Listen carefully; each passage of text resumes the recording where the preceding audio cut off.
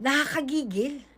Nakakagalit yung revelasyon mga kasama ni Gutesa tungkol sa mga dinideliver nilang mali-maletang kwarta sa mga taong pinagkatiwalaan ng taong bayan. Putang ina naman, Da Junior. Sobrang kapal ng mukha mo. Sobra. Sabi sa'yo bangag walang katumbas na halaga. Walang katumbas na salapi. Okay, ang parusang nararapat sa'yo sa ginawa mong pagtataksil sa taong bayan. Binaboy mong Pilipinas.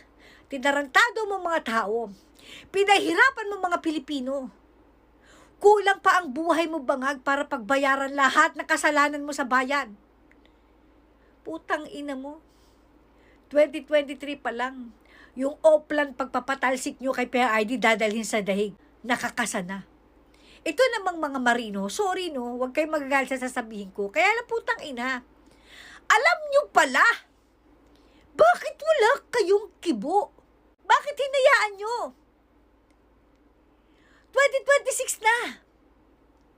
Hindi nga natin alam Kumakabalik pa naman sa si PRD. Hindi natin alam. Oh my God. Baka dumating yung punto na bawian na ng buhay si PRD sa dahig. Hindi natin alam kung papayagan ng magnanakaw na adik na presidente natin iuwi ang body ni PRD sa Pilipinas. Although ayaw nating isipin yan, gusto nating maging malakas pa si PRD. Gusto nating makita natin siyang buhay. Salubungin natin siya sa pagbabalik niya sa Pilipinas. Pero hindi natin alam kung mangyayari pa ito. Ang sa akin lang, kayong mga marino, alam nyo na pala. Bakit ganito katagal bago kayo nagsalita? Hindi ba huli na? Oh my God.